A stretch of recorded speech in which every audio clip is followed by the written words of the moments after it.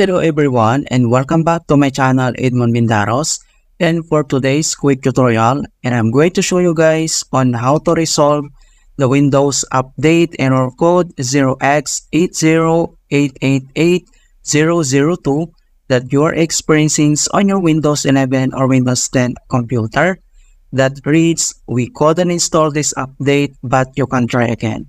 Kung paano ba natin ito i-fix? And without further ado, and let's go ahead. So all you have to do is to open up on the search menu. And then dito ay kailangan mo lang i-type yung services. And then click mo lang dito yung open.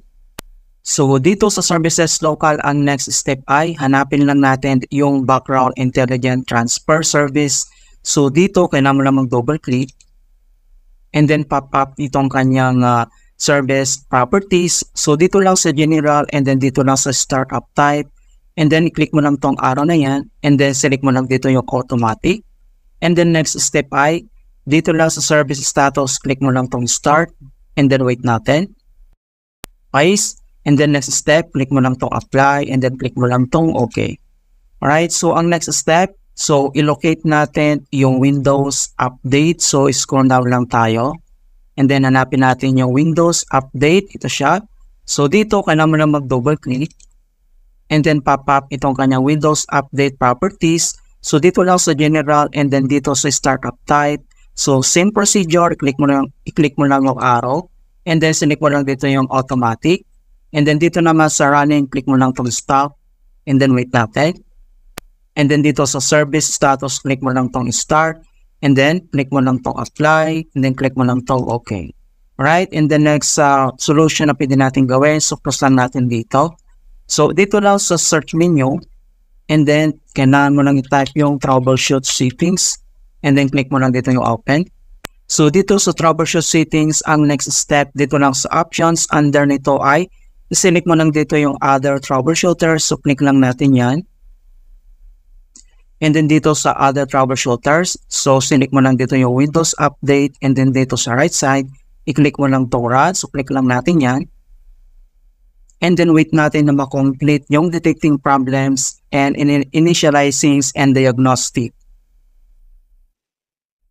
Okay, so makikita mo dito ang troubleshooting has completed. So ang next step, so close lang natin dito. And then dito lang ulit sa search menu. And then kailangan mo lang i-type dito yung CMD or ito yung tinatawag na command prompts. Kailangan mo lang mag-right click. And then select mo lang dito yung run as administrator.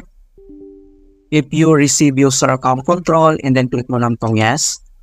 And then dito sa administrator command prompt ay kailangan lang natin i-enter yung command keyword na sfc /scan now. So in all small letter lahat, and yung /scan now ay one word po yan. And then press mo lang yung enter. And then makikita mo na dito yung beginning system scan. This process will take some time. Beginning verifications phase of system scan. So, kailangan lang natin na hintayin na ma-complete yung verifications into 100%. Okay, so makikita mo na dito na complete na yung verifications 100%. So, ang next step, so close lang natin tong CMD and then dito lang si start menu and then click mo lang to restart. Yeah, so ganoon lang po ka-simple on how to fix Windows Update error code 0x808888002 and Windows 11.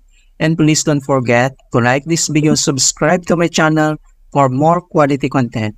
Thank you guys and see you in my next tutorial.